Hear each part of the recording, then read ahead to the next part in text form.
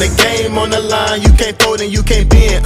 Y'all be playing it safe and I be going for the win. Remember back when they was doubting on the kid. Now they tuned in cause my game too legit. Hey, what's going on, world? Welcome back for Forgiven AF podcast. My name is Shawn Surface. This is a second chance podcast that we use for marketing material for our mentorship program. You guys know that I love to bring guests on here that will provide value. Super excited again. I know I say this every time, and I say that every time also, but about who we got on the show with us today. His name is Forrest Laurent. I met him actually. It's a really cool situation over here at the studio that I record out of. I've met a lot of good people that are on the same kind of like a positive journey that we're on. So it's kind of cool to be able to like have a network of people and then kind of work through each other and work off each other. So it's been really awesome. I met Forrest through Derek Johns. He's kind of like a producer that Derek Johns was on our show a couple weeks ago, which was the Dear Son Network. And him and Forrest work together, and they're actually about to have their own show on Roku, which is really cool. So we're going to ask him about that. Forrest does a bunch of like positive, very like motivating, kind of like almost like self-help type content is what I get out of it. I feel like there's a lot of good information that people struggling with identity and struggling with just kind of their purpose or even relationship issues. Like I could go on and on about the good information I got off his stuff. So Thank you. yeah, I'll try to stop rambling here for a second and let Forrest take over. Can you kind of tell my listeners like who you are, where you're from, and kind of give them like a quick rundown of? Yeah, definitely. Well, first and foremost, thanks for having me. Really do appreciate it. I love your content as well. Very, very inspirational. But I am Forrest Laurent. I'm from Connecticut, living in Texas. And yeah, I just love creating content that inspires thought, that provokes thought, that provokes positive energy. And, it's just, it came out of a need that I saw for people to really sit and reflect and to sit and recalibrate and to not, feel hopeless so much. And, that's where the need in my heart came from to do it. That's good. That's really good because it's true. I like that you have some content on your social media feeds that talks about like being okay with questioning like your past and like being okay with questioning your experiences, I think what it was. Right, yeah. Which is really good because I feel like sometimes people nowadays we're kind of like, it's just a tough situation, but it's cool to be able to like have someone that says, hey man, it's okay to check your feelings and just to kind of check and see where your feelings are coming from. Definitely. To try to be able to like solve that sort of stuff. Definitely. So how did you, I know you said that you kind of felt like people had a need for this. How did you kind of get into this space? Like how did you, the podcast stuff, the channel, like how did this come about? So it came about by depression. I was sitting in my apartment and I was mad at life, mad at God, mad at my situation, broke, busted, disgusted, just in every sense of the word. I was just upset with life. And I'm not an angry man. I'm not a, rageful person, but I was to such a level of disappointment in myself and just this resentment towards my situation in my life and how it was going. I had to go to work in about an hour and a half. And I prayed to God and I said, God, listen to me. That's how I talked to God. I said, God, listen to me. If I go to work with this mindset, with this energy, I'm going to cuss somebody out. I'm going to walk off the job. I'm going to do something because I can't be in anyone's face right now. I'm too angry. I'm just not right mentally. And God said, okay, bet. Here's what I want you to do. I said, all right, talk to me. What's up? Talk to me. He said, I want you for the next hour to do something that is meaningful to you. Right? So doesn't matter what it is. I don't care what it is, but do something in this hour that will bring you meaning. Right? So I had on a dingy gray sweatsuit. It was I just had it on. I was just around the house and I had my camera and I set it up and I turned it on and started talking. That's all I did for about 25, 30 minutes. From that, I pulled my first 3 or 4 small little messages and I just posted it. And I did it because I said, you know what? This will make me feel better. Just putting positive information out will make me feel better. And those were the first videos that went viral on my social platforms. And that kicked off everything. Dude, that's awesome. Yeah. So then, where it came from literally was me being depressed and just upset about my situation. Dude, I got 3 awesome things out of what you just said. For one, pain leads to purpose, right? I get that a lot. Definitely. And I feel like that's what caused you to step into your purpose, was that pain through the depression you were feeling. Right. The self-awareness that you're able to have in that situation, to be able to like think like, God, like if I go to work right now with this attitude, I'm going to mess up. A lot of people don't have that. A lot of people live their life with that attitude, making the mistakes that come from it. Right. They do. Does that make sense? And then the last one that I just want to hit on real quick is, if people could understand that your discussion and your or prayer or relationship with God can be the way you talk to him, like, hey, God, man, I need to talk to you, homie. Where you at? Like, I feel like more people would, and be able to. We don't have to come to God like, dear art thou, holy Father, holier than thou. That's because it's not us. It's not real. God knows that. Right. God knows that we're not talking about like this thou art. You know what I mean? Right. So I feel like that's, if people actually thought, man, I can just say like, hey, Lord, man, good looking out on today, dog. I made it through. I appreciate you. See you tomorrow. Like, and just open that relationship and that conversation. Like, I agree, because my most impactful conversations with him happened when I was angry or sad or happy. But the most impactful ones were when I was just angry and just, I used to just yell at God. I used to, how could you, like, how dare, like, it was like, but in my mind, it was really communication. But I think it's the authentic communication that's valuable. 100%. He knows how you feel. Right. God can handle that. You're not, God's not like, oh my gosh, you hurt my feelings, son. Like, he's like, bring that to me. That's what he wants. Right. So I know that we weren't even going down that route, but that was awesome, man. Thank you for sharing that. No, my pleasure. So, we can either come back or we can go to it now. Because I don't want to forget or miss out on it. Like, can you give a quick, how my listeners can find you? I said members, like it's the gym. How listeners can find you, your social media platforms, and the Roku channel that's about to drop? So on my social media, it's all Forrest Laurent, Forrest Laurent, Forrest Laurent, across all platforms, Twitter, Instagram, YouTube, Facebook, TikTok. And the Roku show is going to be on Roku TV, the actual channel that you can search. Yeah. So it's the Dear Son Network, and shout out to them. Great individuals over there, and they're very supportive, and they're mentoring me as well through all this process. But it's the Dear Son Network, on Roku TV, and you search that, and the channel is available there. You can find it there. Is it called The Couch? What is The Couch? So The Couch is the name of the podcast that I've been speaking from, in a sense. It's more of a metaphor. It's more of a safe space for me, because when I was going through my suicidal thoughts, my sister's husband, Ryan Perkins, he's in Louisiana. Shout out to Ryan Perkins. He had to sit me down a number of times to get my mind from a place of hopelessness to having hope again. And those conversations were very difficult and uncomfortable. And they happened on the couch. Every time it happened, it wasn't in the church. It wasn't in the pews. It wasn't, in the vestibule. It wasn't anything like that. It was me and him sitting down in his living room on the couch. Sometimes at 1 a.m, sometimes at 3 p.m. It didn't matter for him. If I needed him, he saw a need to talk to me, it would always be on the couch. And while at the time I didn't value what that truly meant, it turned my life around for the positive. And so, the term "the couch" came from that. That's why it holds so much meaning to me. I didn't want to change it for the show. I did have a thought to change it, but now it's going to stay the same. I think it's dope. I definitely wouldn't change it. I think it sounds awesome. The couch, because it makes sense. Yeah, 100%. Another thing that off of that as men, I think we need to make sure that we are allowing ourselves to be vulnerable as far as like getting help from other men. I feel like a lot of times I know I keep going in different directions with this, but when you hit a point like that, I'm like, I want to make sure that our listeners catch that. To be able to allow another man to speak life into you. As men, sometimes we're all like, oh man, I don't need no help. I got this. Yeah, that's how it is.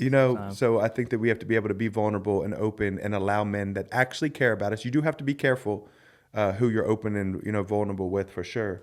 But, what's that saying? Iron sharpens iron. Like, that's real, Definitely. so it's important to have other men that you allow to speak positive stuff into your life. So that's cool. Definitely.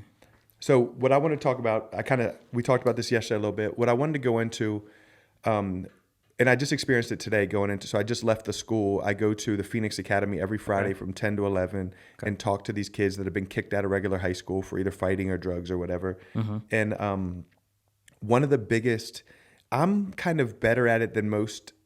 And I think it's because I grew up in such a diverse neighborhood. Like I have friends, Black, Hispanic, every race and nationality. And so like I'm comfortable with that. And I actually enjoy diversity like that. But one of the problems that we're dealing with the mentorship program is communicating between, if I take a mentor that's 40, 50 years old and pair him up with a 13 or 14-year-old, let's say we have this older white guy and this young Black kid, and it's like the communication, we're just missing sometimes, right? Does that kind of make sense? It makes sense, definitely. So we're trying to figure out how to kind of, it's not something that we're going to have the answer for right now and it's just going to be perfect, but it's just kind of about, I want to have this discussion of a few different topics and how different generations are different and how we can just be like open to the, does that makes sense? Okay. Makes sense. So one of the first big things is so the purpose of this is to kind of give older men, a pathway to communicate with the younger generation. I'll put it that way. So the first question, which is a little bit different, but the first question is going to be, so I'm almost 40, you're 30, right around 30. So me and you are actually technically in different generations, right? So, right. So we're actually in different generations. Right. So when we look at this, there's barriers between generations, and to be a mentor, we need to know what these barriers are to be able to reach the younger generations. So what would you say is your favorite form of communication? I'm not going to lie. My favorite form of communication with the younger generation is, I would say bonding in a sense, but bonding through a common interest. So when I was a youth minister, a lot of the times, the thing that separated me from other mentors or other youth ministers or other youth pastors was that they saw me as more relatable. Now, my peers thought it was because I was tatted, or they thought it was because I had a certain, fashion style. But in all actuality, I believe it really was because I just spent time with them and I did things they like to do, like football, basketball, sports, arcades, PlayStation, just playing games, playing 2K with them, things of that nature. And what I learned through that experience was if you can find a common denominator, a commonality amongst you and them, then you can build off of that. That's so good. It's hard to build off of differences, Not saying it's impossible, but it is difficult to do, especially when you have a generation that's more geared towards acceptance. The fact that you're trying to build with building blocks off of difference is hard for them. Yeah. So, when I told my peers that were from different backgrounds, Spanish backgrounds, Caucasian backgrounds, white, Black, it really didn't matter. When I told them that, and they started to move in that vein of, man, so let's find something that we both enjoy doing, or let me find something that I can learn from you and you can teach me, because we have to be teachable too. A lot of the teaching that I've learned in life, believe it or not, came from younger generation, not from them intentionally saying I'm going to teach you, but from me watching them, and good lessons, not bad lessons. Like you can learn a lot from watching the younger generation. So I think it comes from being teachable for one, and then because the weird thing, not weird, but the interesting thing about mentors and youth pastors and youth ministers is that they think they have all the answers.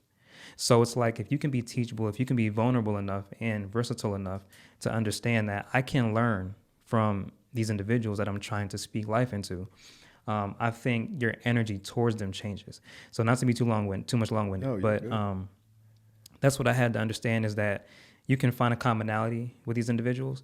And once you do that, build off of that. Don't try to change what they like. Don't try to change how they dress. Don't try to change how they talk or trying to change their mind and all that. Just go in looking to respect them, go in looking to find common ground, go in looking to be, an assist to them. And I think if they can, because they can pick that up. They can pick up when you're being disingenuous, when you're being, fake in a sense. They can pick all that up. So that's all I really did. Dude, that's awesome. Yeah. And it's so funny how when you let God run the conversation, how it can go in a better direction than I even had planned. Because when I asked the question, your answer was way above anything that I was hoping I could get. Really? Yeah, because what I was actually asking the question in was kind of like favorite form of communication, and as far as text, Instagram, calling. Okay. No, you went awesome, because you actually provided more value, because face to face is really where And I feel like the younger generation nowadays almost struggles with that face-to-face, but they need that because that's where a real bond is made. Because what I've seen nowadays with some of the younger kids, and again, when I say this stuff, I'm not like talking bad about it, it's just different generation. Right. I'll see these kids in a room together texting each other. Yeah, that happens. Like literally. A lot. Yeah. I will text one of these kids, hey man, we got an event Saturday, like get no response through text, no answer, no reply, no nothing. And then next thing you know, they're sending me memes and stuff on Instagram. And I'm thinking to myself, hold on, I'm waiting for you to respond to this text. Like it's kind of different how like my generation, we respond in texting. Like I prefer text messaging. It's an insecurity thing to me because I can hide behind a text message. Okay, makes sense. Although there's always that taking offense to the way a text came across and it didn't mean to be, you know what I mean? Yeah, there's that element, right? Yeah, right. but so what I take from yours is awesome. There's more of like the face-to-face communication, which is definitely something that I think that the younger generation is like, that is bringing value to the younger generation. You're forcing them to make eye contact and to have like a conversation. Right. I love the common ground thing. And also to try not to change them because that's a big one. Because I feel like when I was growing up, my dad would be like, man, get off that computer, man. You ain't ever gonna make something out of yourself on the laptop. That electronic stuff, get rid of that electronic. And nowadays, if you don't know how to use electronics, you're screwed. You're at a disadvantage. So it was like, but do you see how my dad's, and he didn't, he was just thinking no, technology was new. Right. But do you see how that faulty generational, him trying to change, like you said, don't try to change them. Him trying to change my outlook on electronics was actually could have been detrimental. Right. Is that, you know what I mean? No, it makes sense, yeah. So I think that's awesome. All right, let's see. Thank you. Good answer for that, dude, because that was I even better appreciate than it. what I was hoping for. Let's see. And I love this one because to me and you, this is going to be so different. And I'm excited to explain myself on my situation of this, okay? Okay. Even older than our generation, I feel like look at a work day as you get up at 7 o'clock in the morning and you get off at 5 o'clock and you have your work day. Now, as a content creator or just nowadays with so much stuff being digital, what does like a normal work day look like to you, or what is your perceived? So a normal work day for me is opposed from what you see on YouTube and all of these gurus and all of these entrepreneurial, mentors. I don't wake up at 6 a.m., 5 a.m. or 7. I don't do that. I wake up at maybe about 9:30ish. I sit and I let myself embrace waking up. I lay there for about maybe 15, 20 minutes, just to embrace the fact that I'm alive still. That came from me reading that 16,000 people per day or per night die in their sleep. I know it's kind of random to throw out there, but they're different things. So, I embrace, I thank God that I'm still alive. After that, I look at, what I have to do for the day, whether I have to post 2 videos, make 2 videos, make a graphic, make a flyer, different things like that, prepare for a live, prepare for an interview, prepare for a seminar, something like that. But every day for me looks different because I don't want to use the word unorganized, but I want to say I'm so spontaneous with my creative process. There is no set. Like I could create at the coffee shop one day, I might create in my room. The next day I might create in the living room. I might create at my friend's lounge. I might create. It just depends. So I don't really have a set schedule or a set area that I prepare or create in. It just kind of comes and goes. But I do know every day I wake up around 9:30, embrace the day. After that, I might eat lunch. And I just get to it. Now my creative day might start at, like I said, 10 o'clock, 10:30ish, and not end until 3 in the afternoon. Or I might start it at 3 in the afternoon, not end until 12 midnight. So it just really depends. But I think it was frustrating for me because I tried to adapt and adopt these different ideologies, different schedules from everyone else telling me how I should move and how I should do things, and it never worked for me. Yeah. And that's what I had to understand about creativity is that you can't box it in. Everyone's different. So now there are systems you can put in place that help you stay, meet deadlines and help you stay focused and help you, stay online with what you need to get done. But as far as the creative process itself, my day is different every day. Yeah, literally is different. So I can't really. No, it's good. Measure, No, that's it. Okay, that's what I was trying to get. That's the answer I wanted. Gotcha. The answer that is that we are as generations are moving away from this standard get to work at 9, done at 5. Like, you don't know what your day is going to look like each day as a content creator. It could be different. It could be depending on what's going on. And exactly, especially if there's news like the Takeoff situation, rest in peace Takeoff, stuff like that. Just kind of because people hit me on my phone and ask me, "Were you going to talk about this? What about Kanye? What about Kyrie? Are you gonna?" So it's always you're having to prioritize information coming in, while also regulating your output and the energy you have going out. It's a lot, you know. So yeah, no, that's awesome. And like with me, especially now at the space that I'm in right now, where we got the mentorship going, we got one gym running smoothly, about to open the second gym. Congratulations. Thank you. Congrats. Appreciate it. So I've kind of stepped out, at least temporarily, of like the training a shift so much at the gym. Like, oh, I'm there at 5 to 10 or from 3 to 8. So, so there's days where I'm getting up and I'm just moving all day long.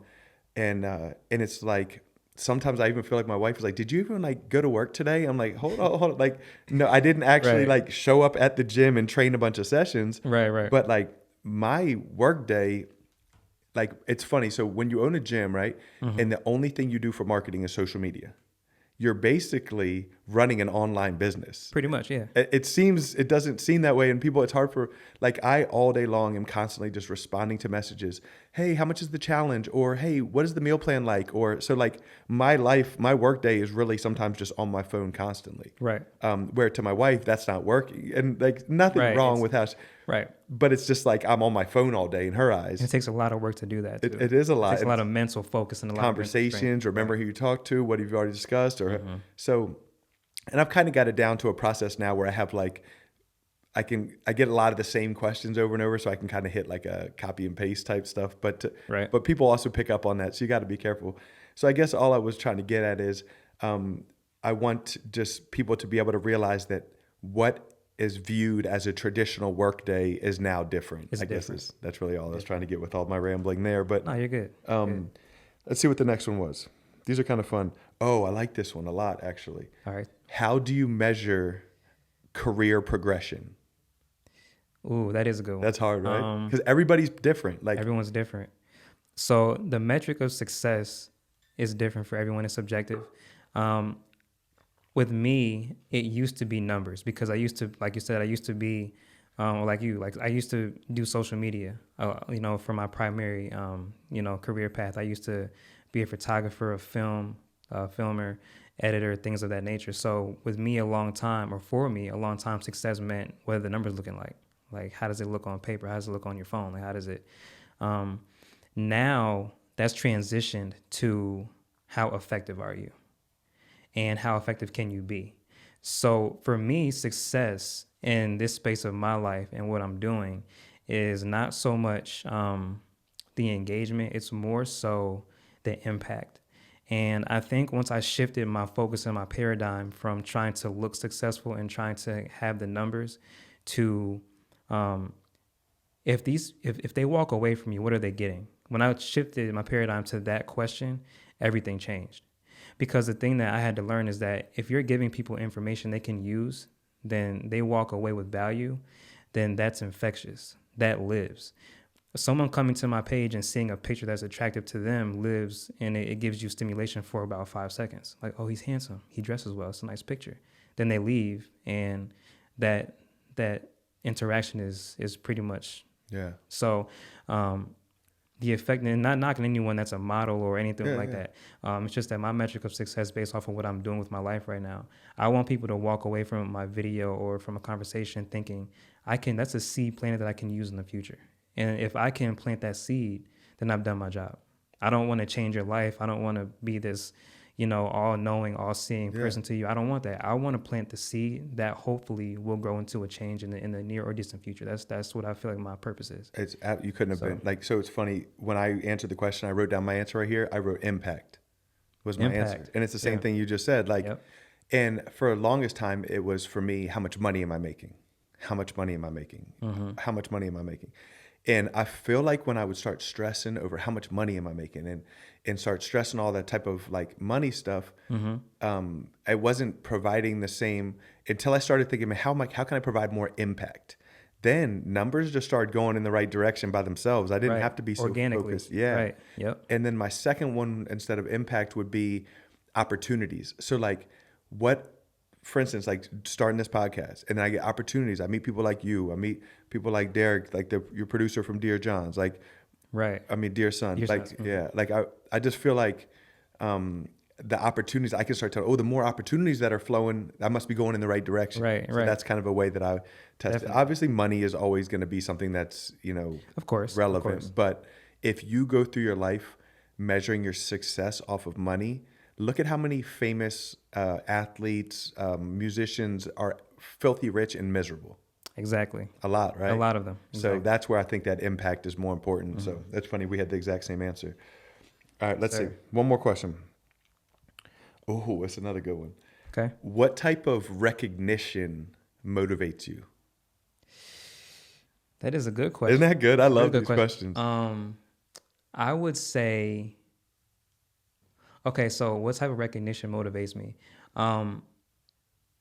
It's hard, but It's a hard good. question. Yeah. It's difficult for me to answer because motivation for me does come from recognition, but not in the sense of someone heaping praise or adulation onto me.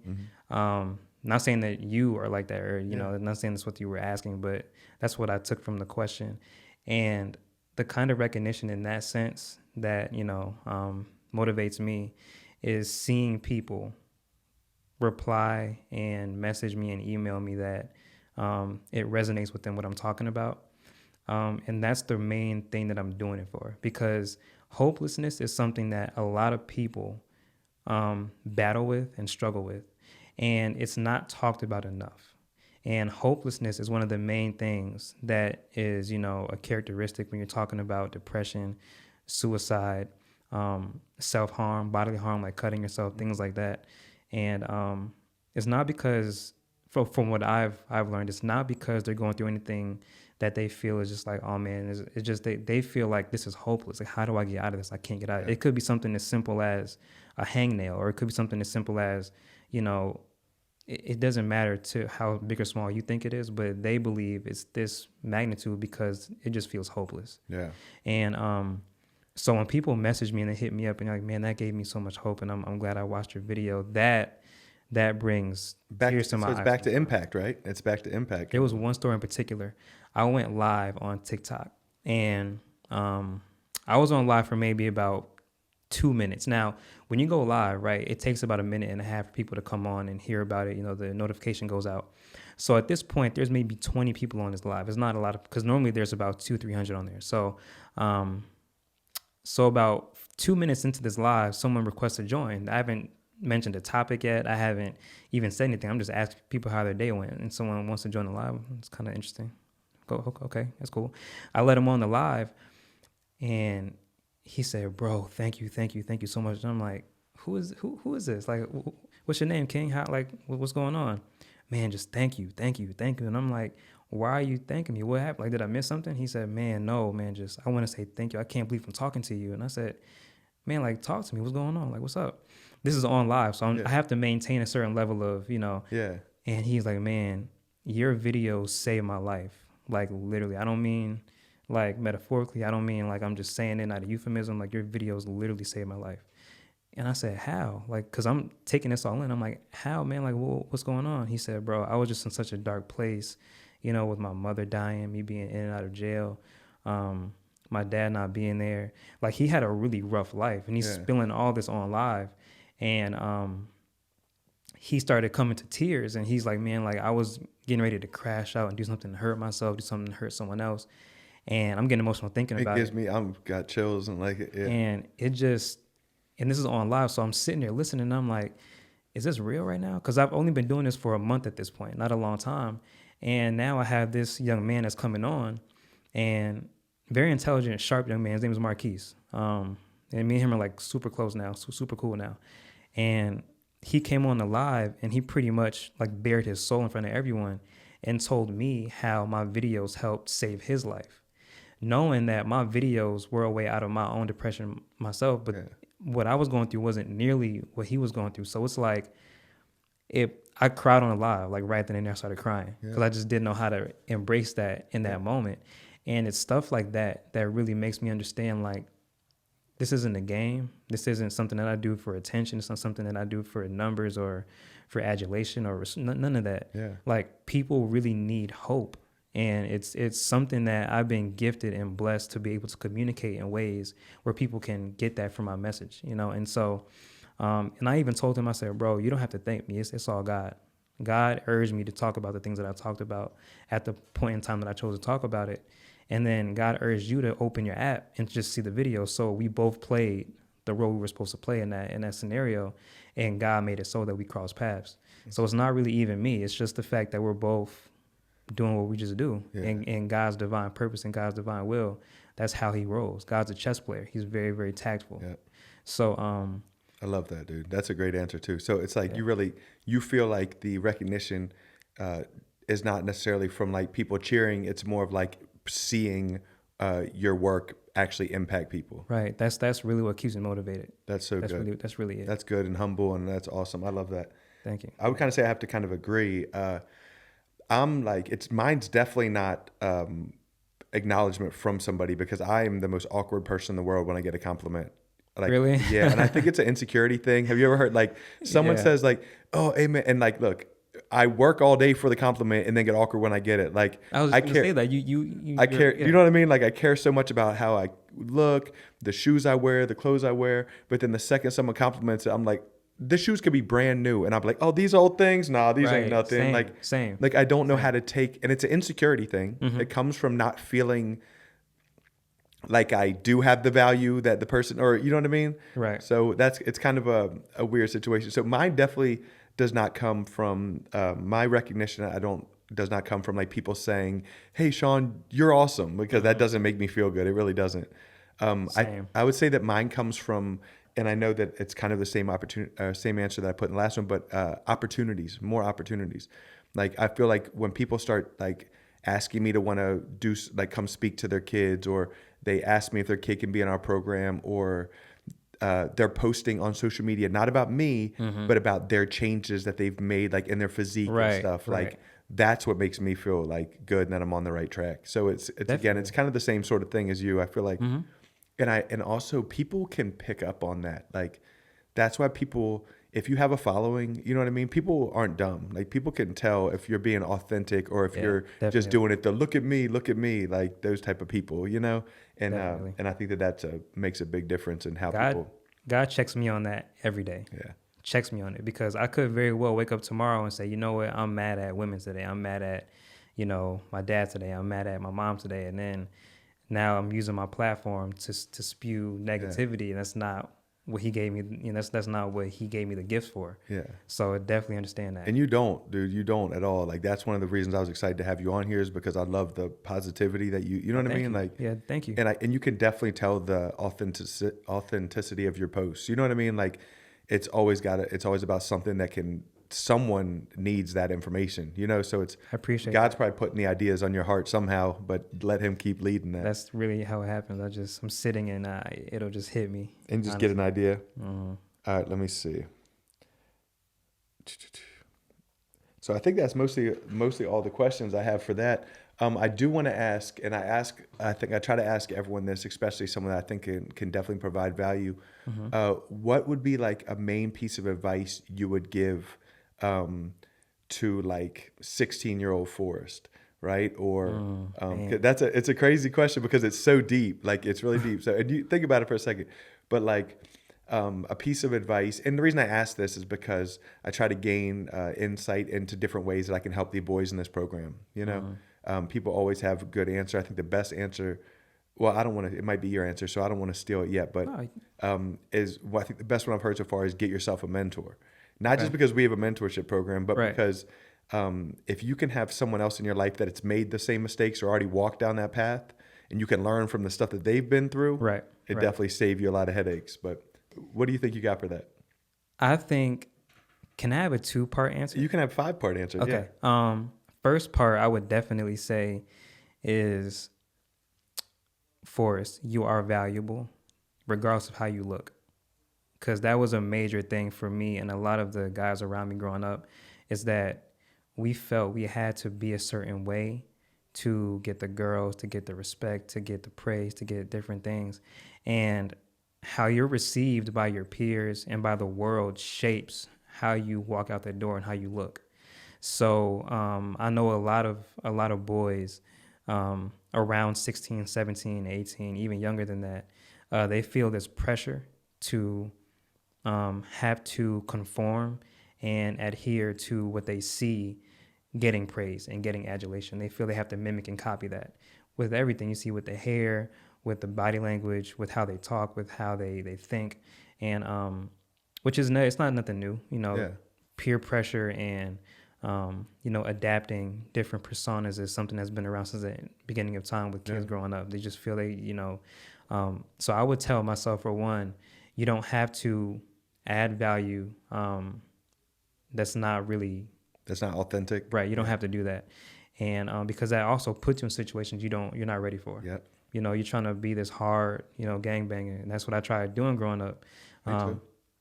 And little do you know that, that looks good to you right now, but will it look good 7 months down the road when you're at the park and you see a group of guys that don't like what you profess to be? Yeah. Then you're in a situation where, well, I've led this image on for about 7-8 months. Yep. Or for 7-8 years, and now I'm in a situation where I could lose my life behind it. So it's like there's different things that come associated with not being authentically who you are because you don't find enough value in who you are to begin with. That's what I would tell myself, is find value in that. And number two, I would tell myself, be teachable. Don't be hard-headed. Well, that's awesome. Don't be a know-it-all. I think because there's this, and the crazy part about what you're saying is that part of the show that we're going to do, we're going to try to bridge the gap between children and their parents, because there is this weird tension there.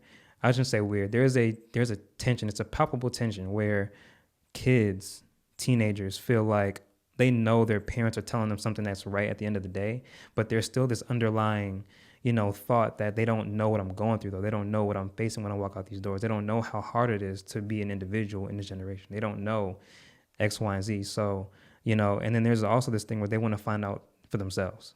They want to go down that rabbit hole. They want to see how it's going to end.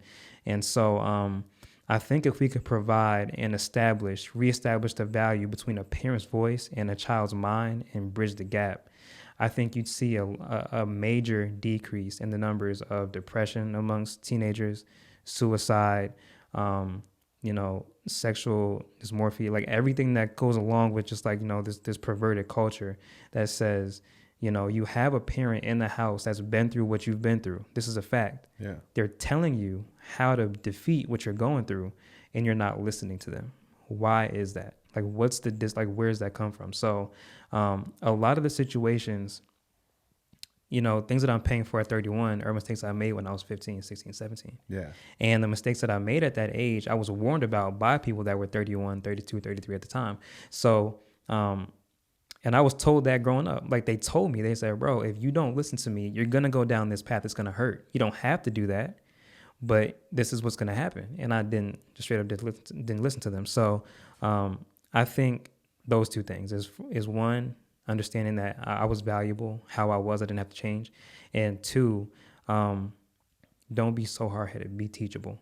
Just those, however long that was that you just talked for 2-3 minutes, whatever that was exactly why I brought you on this show. Like, everything you just said is exactly what I'm trying to hit on. Like, whether it's a kid and their parent or a kid and a mentor, whatever, like, it's exactly the truth. Like, I just left the school when I was there today, and they gave me 12 kids that are all about to go back to their regular school. So they're in the alternative school, but they're about to go back to the regular school. Right. So the way I was talking to them, I was just like, hey, listen, y'all, like, I don't want you to have to go down the same path that I just went down. Right. Like, I don't want you to have to end up in prison for 6 years to get it right. Like, learn from what I can tell you.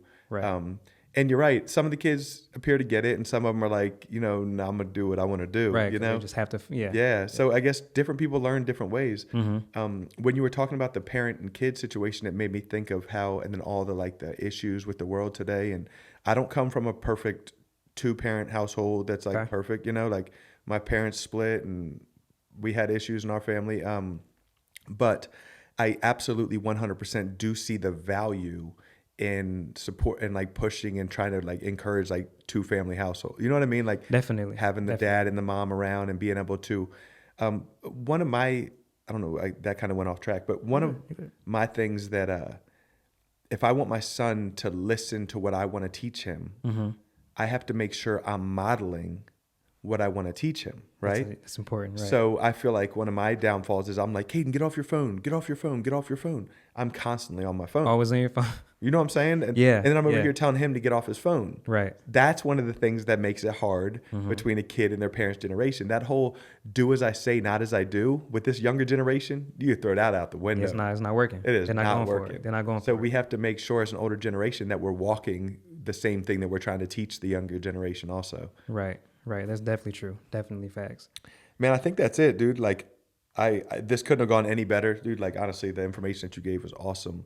And I really hope that the people that listen to my podcast, hopefully y'all don't all leave me for Forrest, but hopefully that y'all go and check out the information that he puts out because it's awesome. It's definitely encouraging.